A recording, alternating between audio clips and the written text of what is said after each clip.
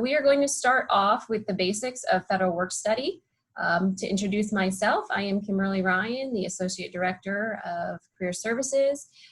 Right now, I'm handling much of federal work study, but we also have another staff member, Kimberly Gowd, who is our Student Employment Coordinator that is training and learning this program as well and will be helping you in the fall. So to start off with, in terms of what is FWS, it is a work study program that is funded by the federal government. Funds are given through financial aid. We do have a partial amount that comes from our school, but that is covered also by the financial aid department. So your supervisors and then your departments do not have to pay or fund this through your departments, which is a great benefit for you and our school. To keep this benefit going and obviously continue benefiting from this great program, we must follow the regulations. So there are some rules, there are some things that we must do.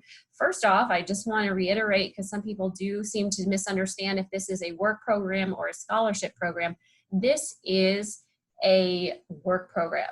So students have to work hourly. You cannot decide, I feel bad that they couldn't come in today, so I'm still going to pay them for that day, or they got sick, so I'm going to pay them sick time, or I'm going to do any of those things. No, this is an hourly wage earner, so they only get paid hourly, and they are to work for their earnings.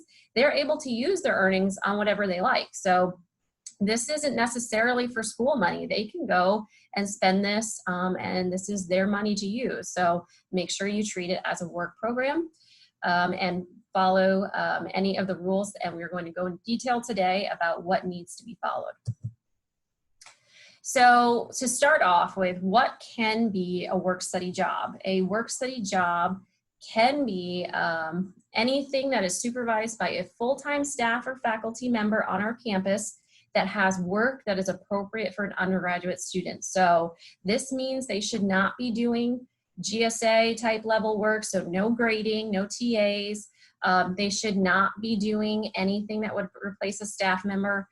And I do understand that with everything going on right now, you know, it is a tough time with staff and losing staff and resources. So it might be tempting to treat them like staff, but treat them as students and as student workers. So they are assisting you. Don't give them any responsibilities that would be for staff. So example, they should not be left alone to lock up buildings or do anything security-wise. That is a staff responsibility. That should not be on a student. And we'll go over about supervision requirements for this program.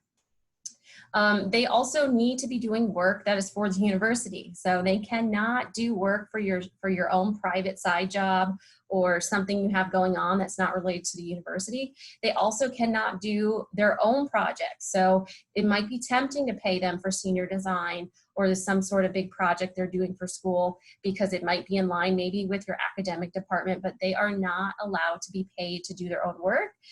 That's a conflict of interest. It's an ethical problem. They are to be paid to do things for the university because they are considered a student employee. So again, treat them as an employee. No driving company vehicles. I want to also put that out there. There's exceptions for instance, golf carts. If they are golf cart trained and they have to pass the training and be certified by the university, there is an exception for that. But pretty much everything else, they need to be supervised directly by you and doing only student tasks. As far as the award, so this is the area that sometimes people are unfamiliar with or don't understand, is when they get an award amount, and you're going to get a hire form with this information at the top with their name, their ID, and then there's a box for their FWS award. And a lot of people ask, what does that mean? That basically means that they can only earn up to that amount. It does not mean they have to earn that amount. It does not mean that they, you know, can go over that amount, is the opposite end. So some people take it to mean that I have to work them enough hours to get in that. It's up to you and the student to see what schedule works for your department and a schedule that works for that student. And then you have to make sure that is within their award limit. So if they're getting paid $10 an hour and they're working 10 hours a week, that means they're making $100 a week. You can do the math, and we have some tools, and we'll go over where some of these tools are and if you want to track hours, because you should track the hours to make sure if they're given usually a standard award is around 2,000, maybe 2,500 is a standard. How many hours could they work throughout the semester to make sure that they don't go over that amount? And they can earn that amount in the fall or the spring. So if you have a department where work is really heavy in one semester, they can work more hours in that semester as long as they don't go over. That means they probably will need to then work less hours in the other semester. So you can work it out. The big deal is if you do go over, we of course are going to contact you and your department. We're going to let you know your department's going to have to pay for that. And in very rare cases, sadly, the student might even have to pay it back if we can't recoup the money. So that's a really big deal. Also keep in mind that even though I say there's like a standard award, it can vary per student because every student has an individual financial aid package. Each of them have different scholarships and things they receive. So financial aid will only give them what they are allowed to be given based on government rules. So some people might have less, some might have a little more depending on their package. And of course, if they're graduating in the fall, they're going to have less. So because they're only here one semester, that could be another reason why you see a lower amount. So I'm going to start off, we're going to go through some rules, but to start off with the work study rules that you need to continue to follow, or if you're new, you need to start right away following these rules to stay in the work study program. And the biggest ones I wanted to highlight right off the bat so that everybody could really pay attention to.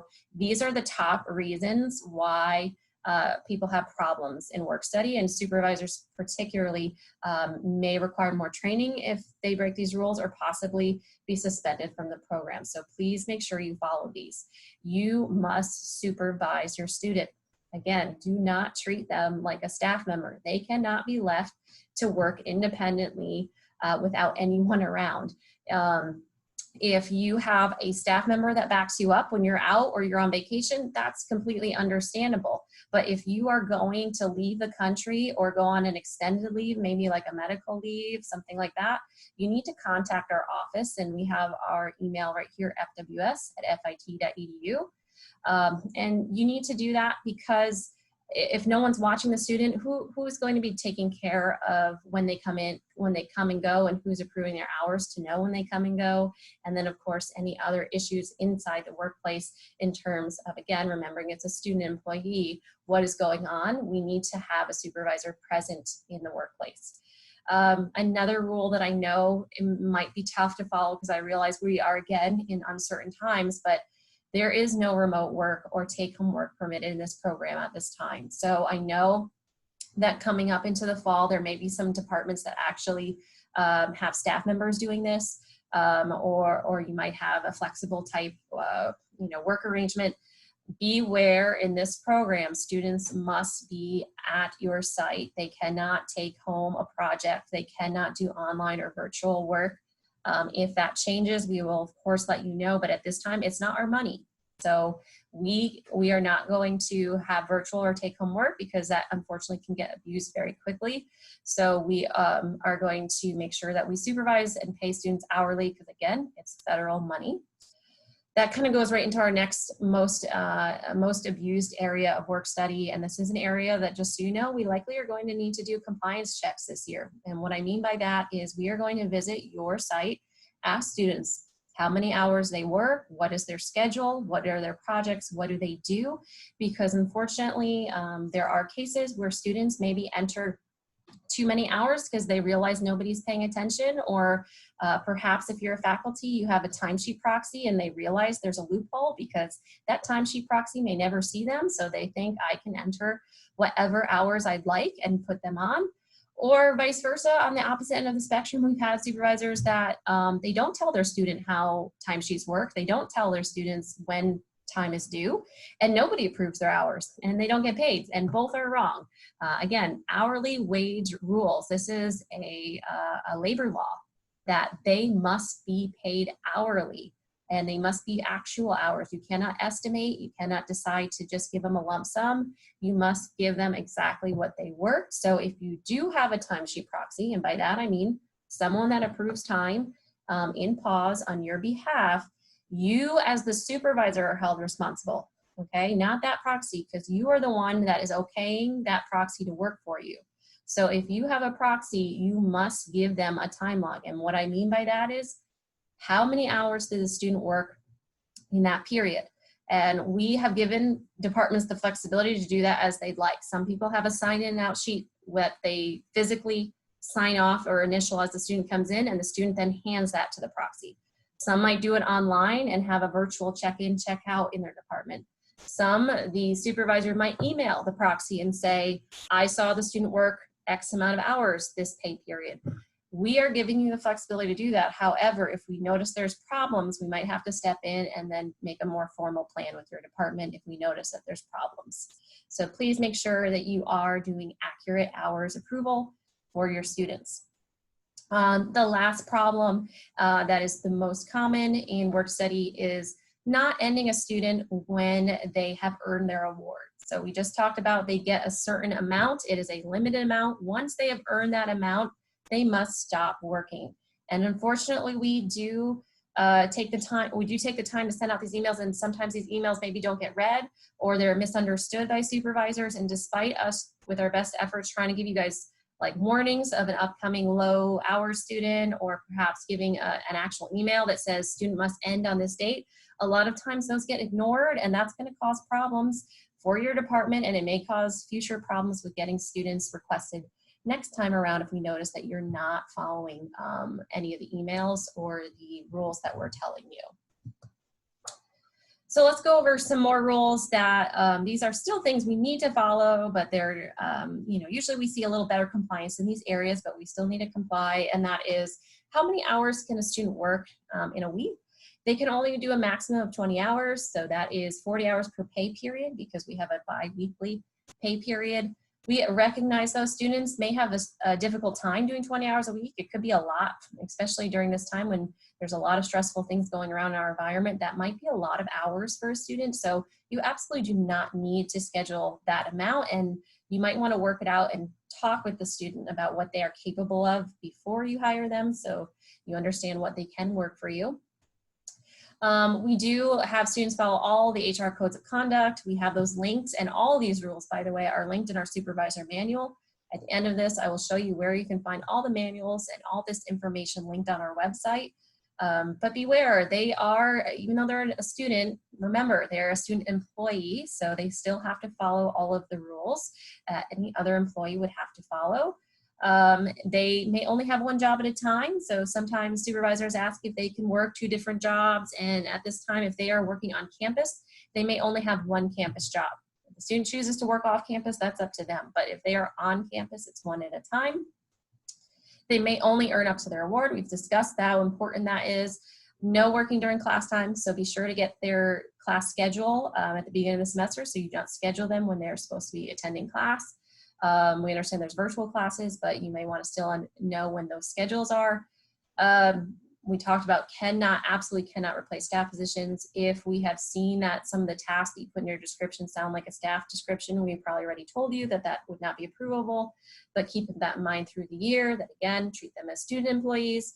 And of course, lastly, since this is federal money, we follow their rule that they should not be performing any political or religious work. So we understand, this is an election year, so no lobbying, no types of campaign work or anything like that can be done. So that is not sanctioned by the money for this program. As far as working there, the last day to work in this program is May 1st, so they can only go through the fall and the spring. We do not have work study in the summer, and like I said, when their award has been earned, that's when they end. So they may not make it to the end of spring if they have used all of their money. There is an exception, and I do want to go over the exception to the rule of how many jobs they can hold. So I just explained they can only have 1 at a time, and that means they could move to another job at any time, but they can only have 1 at a time. The exception is the civic workforce. This is something we're rolling out this year. It is new. So students may work for you, and that would be their primary job, And then they can also have a secondary role as a workforce aide. And they will only work a few hours a month. They will usually just sign up for some type of community or charity project. Usually it could be on campus, it could be off campus, but it's going to be a very small amount of hours, so it should not have a high impact on you. But we will notify supervisors if this affects you. So for instance, if your student is in the civic workforce and they sign up for it, we will tell you that they have signed up, and then we will let you know how many hours they have worked in that civic workforce, so you can keep track in case it does affect how much money you have left to use for your job. Again, it will be a very small amount, and this is something the federal government has incentivized. They, again, as a condition of this work program, is they want to have students serving the community. So we are doing this because this is what the money has been allotted to. So I know it might be tempting to say, well, I don't want my student to work in the civic workforce. I want all the hours for myself. Well, again, this is not our money. So we have to follow their rules, and they are incentivizing students to serve the community. So that is what we are going to tell you, is that yes, we cannot prohibit students from serving the community in this program. They are to be doing that. So most supervisors want to know, okay, I understand the program. I see now the rules. Hopefully you've read the manual that had all that.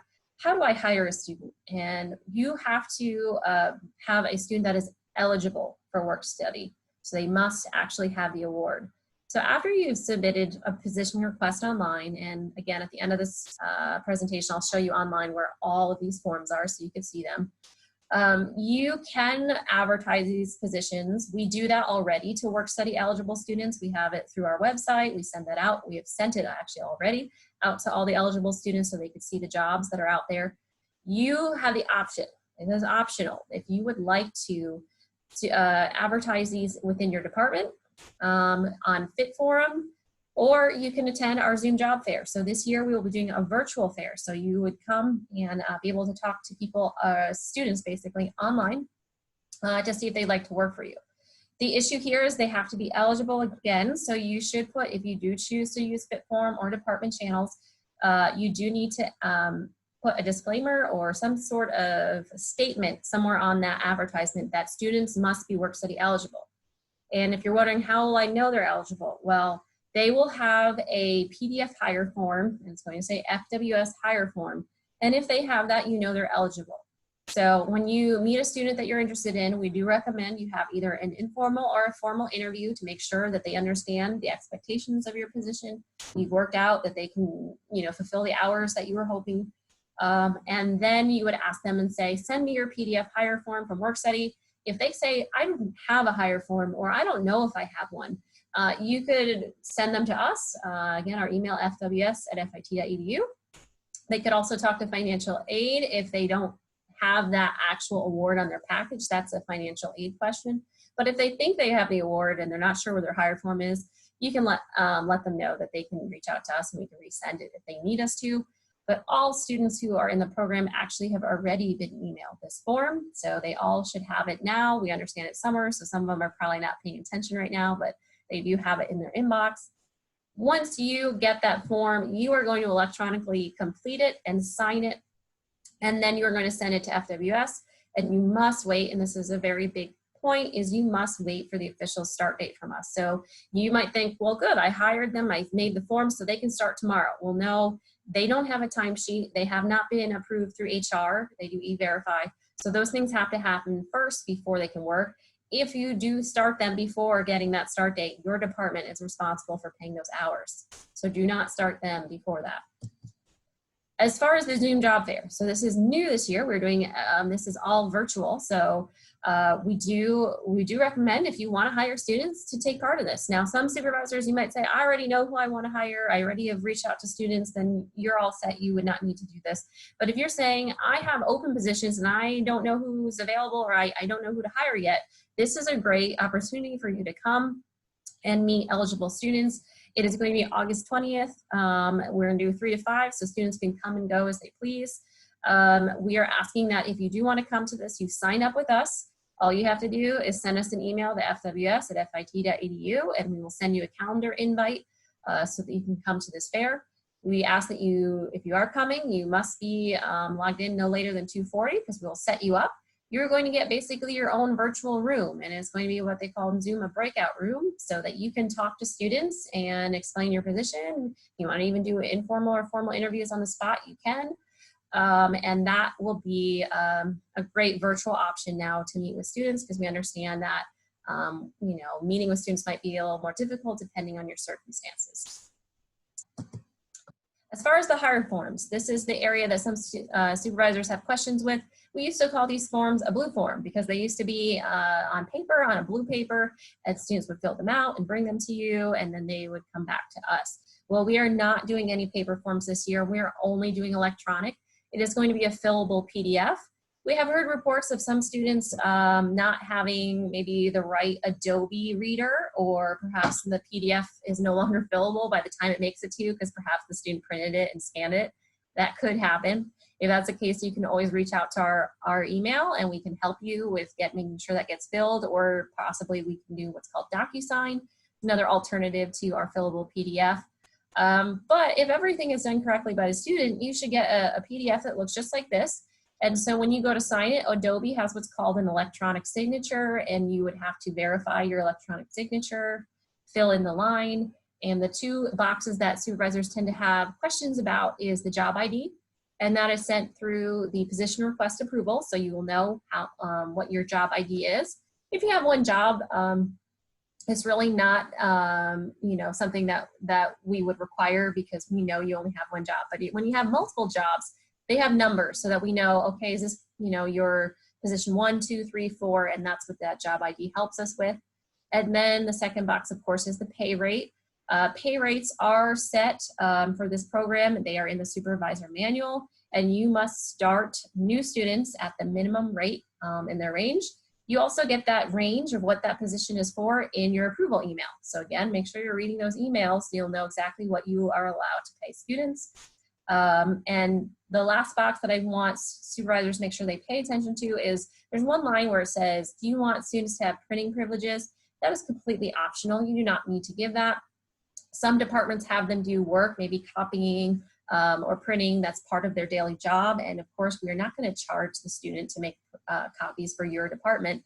So you would need to give them your budget code, basically will get attached to their personal ID card that they swipe on our printer copiers. And beware that you want to only give that out to students that you trust, because that student has your budget code on their personal student ID card for the duration of the semester, and they can swipe it at any printer copier around campus. So you might want to make sure your budget, or whoever person is looking over your printing charges, keeps an eye on that, just so you make sure they're only printing things for your department and not for themselves.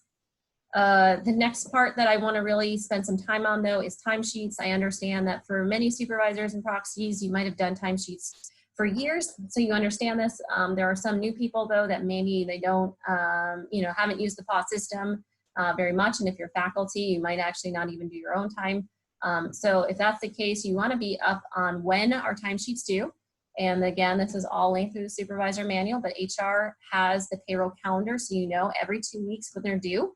We recommend students, you should give them a reminder on the Friday at the end of a pay period and tell them they must do their timesheet by Friday, because supervisors have to complete them by 11 a.m. on the following Monday. And if you miss that deadline, your student will not get paid. And we don't want to have to deal with students saying they have to get back pay. What we call it on a pause timesheet would be retro pay. To do retro pay, you would have to document every day and scheduled time that the student came in. It causes a lot more work on the student's part. Most students oftentimes, and supervisors included, don't approve those correctly, which means payroll will reach out to you and then ask you to do another form on top of that called a payroll redistribution form. It creates a lot of extra work, and students have to legally be paid correctly. So it's not something that you can say, well, I won't do it, or I'll fix it the next payroll. No, legally, payroll will require that of you. So be sure to get their hours accurately approved on time. And I want to emphasize, it's your responsibility as the supervisor to tell the students to do their timesheet. Employers do that for their employees. They tell them, okay, timesheets are due now, and that's a standard protocol in workplaces. So yes, you as the supervisor should be either emailing, telling in person, or even if you have to call them because maybe they didn't show up or they didn't come on a Friday, you need to tell students it's time to do your timesheet so that they do it. And then of course, making sure that they are the actual hours worked is a huge component of compliance. So please make sure you are only approving the hours they actually worked. So you have hired the student, you're doing your timesheets. Now you want to know, okay, if I'm working this student, when are they able to work till? And so all positions, like I had said earlier, will end May 1st. That was the end of the spring semester. However, they could end earlier for all of these reasons. So like we said, they earned up all their awards, they're going to end. They graduate in December, they would need to end. If they withdraw from our university, they no longer can work for us, so they would also end. If their award gets changed, and this can happen, and the student will be contacted by financial aid to say, your award was lowered or could have even been canceled because of changes in their financial situation. If that is the case, we will send an email to you as a supervisor to let you know. It is also on the student to tell you immediately. So if they don't, they could be on the line also for paying back any money if they knew they were not to be working. Lastly, a student could resign. So if a student decides, maybe working is too much, they want to focus more on their classes, or for whatever reason they would like to resign, this is an at-will state, they can of course resign whenever they would like to. To do that, you would need to just do what we call a movement form, and I'll show you on the website where that is as well. And they sign off that they want to resign. We do that form also for your benefit as a supervisor, because we want students to tell you. We want to train them. Some of them have never resigned a job before. They have no idea how to do it. So we want them to tell you, give you notice, train them. What does giving notice mean? Because some of them may not know what that means. And then sign off that form. And so that you can sign off that you both understand that they have resigned. Now, what if they have issues in the workplace and you're not sure what can you as a supervisor do? We always recommend you start out at the very beginning, that you give them clear expectations of what this job requires and what you are requiring them to do.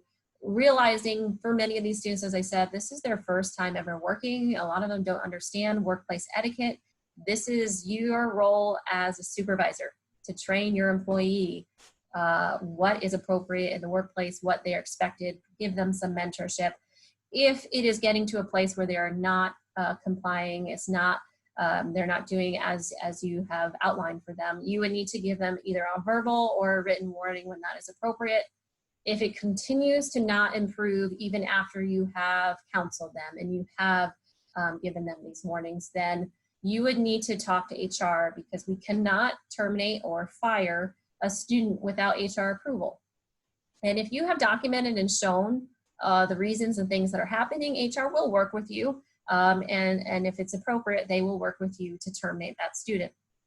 Of course, if there's any serious incidents or something that is threatening, of course, if it's threatening, you're going to need to call security immediately. But if it's a serious incident, so maybe theft or something of that nature, immediately you're going to reach out to HR, because there are certain incidents that may necessitate HR getting involved immediately, and you're not going to wait to do counseling or things of that nature. So contact us at our email if you're not sure about the situation or what is going on and what you can and cannot do. Send us an email. If the student is having an absenteeism problem, because this is more common, what we hear is the student didn't show up, you haven't seen them in weeks, and you don't know where they are. If that happens, you do need to document that you reached out and asked them, where are you? Email is great to document, so I recommend that, but you can call them as well. And if they respond, you need to ask them, do you want to keep your job? And of course, if they say no, then you're going to say, okay, you voluntarily resigned and we're going to end your position. If they say yes, that is where you're, again, going back to the mentorship and the warnings. You're going to say, okay, well, if you want this job, we expect you to show up and call out appropriately when you're not able to come. And we're going to have to give you a warning because you were absent for weeks without telling us, or whatever step is appropriate after you've done that. If, however, they never get back to you, all you need to do is document that they have never responded to you, and reach out to us at FWS, and we can end their position if they do not respond to you.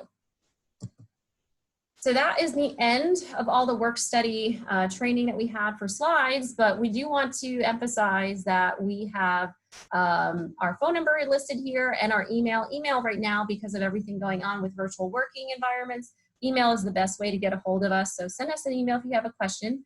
I am going to open up for questions for everyone here today as well, but I want to, I'd like to also show you on our website where everything is, because that's something that I think is important. We have emailed to you the supervisor manual and all those links, but in case you're not sure, I'm going to show you now that we have here our website, and I'm sorry, it looks like our screen share just stopped, so let me start that up for you again and see if I can show you. This is our website. We have, it is fit.edu/career, and how you would get to this site if you just went to our main page is at the bottom. We have on our side navigation a page called Forms and Documents. All of the forms and documents here for work study are listed, and here's the student employment request form. So if you haven't requested positions, that's where you would do that. But our manual, we have some FAQs, we have some guidelines for you.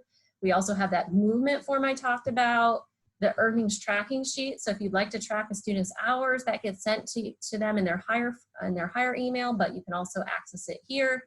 We have timesheet instructions. So if you are unfamiliar with the PAWS system, you don't know how timesheets work, that's a great handout you can look at. We also have some student information. So if a student doesn't understand how work study works or what they're responsible for, we recommend you have them read the student manual. We also have some hire forms. So if they are a new hire, they have to do some things before they can get started. That's there as well. And at the very bottom, we have, again, some time entry and tracking. We also have a really nice video here to show students how they can submit their timesheet, because most students, we understand, they're going to be new to FIT, and so they need to know how do I do a timesheet. You can personally show them, but if you're uncomfortable, if you've never seen the student side and you don't know how to do a timesheet, send them this link, tell them to watch the video so that they can, know how to do the timesheet, because that's the most common reason we hear for why timesheets are not done is the student sometimes says, I didn't even know where the timesheet was. I didn't even know how to access it. So this will show students how to access it, where to find it, and how to submit time. So I am going to stop my share right there. I'm going to open it up. If anyone has any questions, the chat box on the side can be used if you would like. You can send questions there. And if you would like to ask a question, I'm going to give you guys the ability. Yeah, they make the decision by October 1st. It's just basketball and swimming. If they start, I'm going to, I think they don't, then everything's in the again, because I think some of you which is going to be. And I'm going to give you the opportunity to unmute yourself now if you would like to unmute yourself.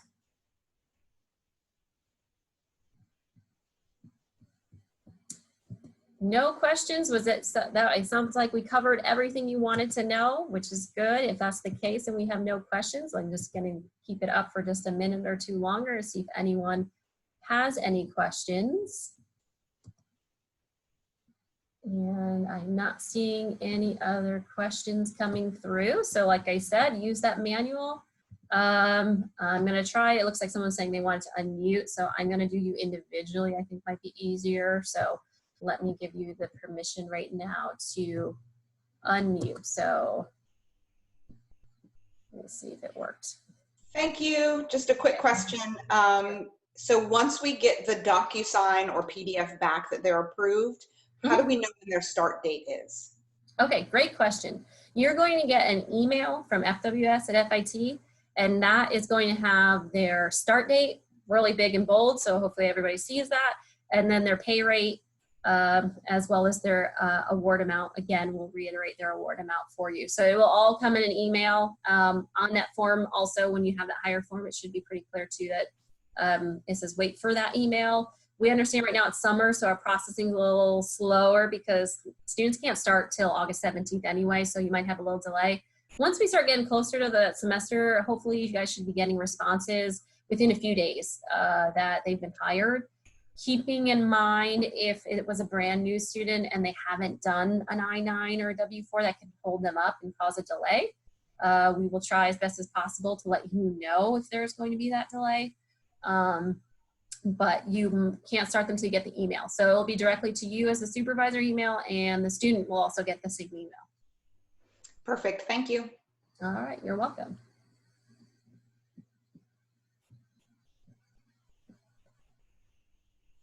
All right, if that is all the questions we have for today, I'm going to end. And of course, if you think of something else in the future where you do have a question, please just send us an email, fws@fit.edu. We can work with you individually. We're also willing, if you would, if you have even greater needs in your department, or maybe you have a lot of new staff or new timesheet approvers, let us know. We could also set something individually up with you. We're happy to do that. If you want to have an individual online meeting, we can talk with you as well.